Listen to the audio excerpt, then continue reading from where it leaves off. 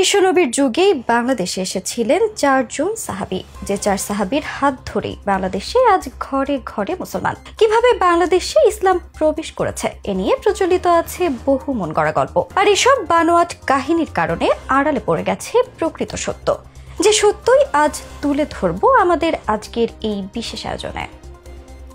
কিভাবে বাংলাদেশে ইসলাম প্রচার শুরু হয়েছে, কার হাত ধরে বাংলাদেশের মানুষ ইসলামের ছায়াতলে এসেছে, এমন প্রশ্ন প্রায় শোনা যায়। একসময় ভারতীয় উপমহাদেশে ইসলামের কোনো নামগন্ধ ছিল না। এখানে চলতো দেবদেবীর উপাসনা, তাই মাটি খুঁড়লে প্রায় সন্ধান মেলে বিভিন্ন মন্দির আর দেবতাদের মূর্তির। মূলত আরব দেশের খাদ্য সংকটে বাংলাদেশের জন্য শাপে বর হয়েছিল। বিশ্বনবীর আগমনের বহু বছর পরও আরবে ছিল খাদ্য সংকট, যে খাদ্য সংকট কাটাতে আরবরা বাণিজ্যের উদ্দেশ্যে বিভিন্ন দেশে যেত। এমন বাণিজ্যিক কাফেলায় স্বয়ং নবীজিও ছিলেন বলে প্রমাণ পাওয়া যায়। তৎকালীন আমদানি রপ্তানি বাণিজ্যে আরবদের জড়ি ছিল না। তাদের গ্রীষ্ম ও শীতকালীন বিদেশ যাত্রার কথা কুরআনে কারিমের সূরা কুরাইশে বর্ণিত আছে। আরব ভূখণ্ড হচ্ছে একটি উপদ্বীপ, তার তিন দিকের স্থলভাগের অধিকারী ছিল তৎকালীন দুই বৃহৎ পরাশক্তি রামে ও পারস্য। তাদের ওপর দিয়ে বাণিজ্য পরিচালনা আরবদের জন্য ক্রমশ কঠিন হয়ে পড়ে, তাই বাধ্য হয়ে সামুদ্রিক পথকে বেছে নিতে হয়। উজানের পানিতে কিভাবে জাহাজ চালাতে হয় এবং জোয়ার ভাটায় জাহাজ চালানোর পদ্ধতি বিশ্ববাসী আরবদের কাছ থেকে শিখেছে।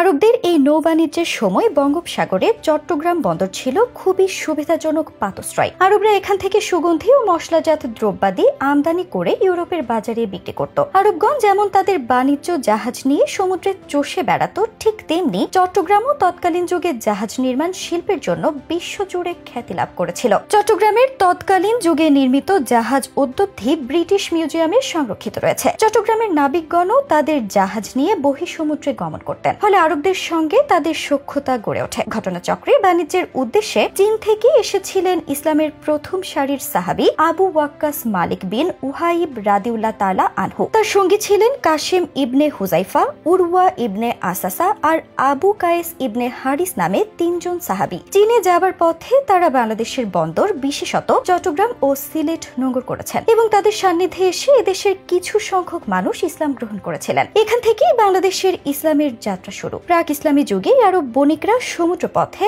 আবিসিনিয়া ও চীন পর্যন্ত তাদের বাণিজ্যিক কার্যক্রম সম্প্রসারিত করেন। আরব চীনের মধ্যে তাদের কয়েকটি ঘাটিও ছিল। এ পথে তাদের প্রথম ঘাটি ছিল মালাবর। তারা নিয়মিত মালাবরের ওপর দিয়ে চট্টগ্রাম, সিলেট ও কামরূপ হয়ে চীনে আসা যাওয়া করতেন, আর এভাবেই চট্টগ্রাম ও সিলেট তাদের যাতায়াতের ঘাটি হিসেবে ব্যবহৃত হতো। মূলত এ সূত্র ধরেই নামনা জানা আরো বহু সাহাবী দক্ষিণ এশিয়ার বিস্তীর্ণ উপকূলবর্তী অঞ্চলগুলোতে ইসলাম প্রচারের কাজ করেছেন। চীনের ক্যান্টন সমুদ্র তীরবর্তী হযরত আবু ওয়াক্কাস রাদিউল্লাহ তাআলা আনহুর মাজার আজও সেই সাক্ষ্য বহন করে আছে। সমুদ্র তীরের কোয়াংটা মসজিদও তিনি নির্মাণ করেন বলে ঐতিহাসিকভাবে স্বীকৃত। তবে ঐতিহাসিকদের সব মতামত ও গবেষকদের গবেষণাকে চ্যালেঞ্জ করে সম্প্রতি বাংলাদেশে ইমাম আগমনের চাঞ্চল্যকর যে তথ্য প্রকাশিত হয়েছে, তাতে সব রকমের সন্দেহ ও সংশয়ের অবসান তো ঘটেছেই, উন্মোচিত হয়েছে ইতিহাসের নতুন দিগন্ত।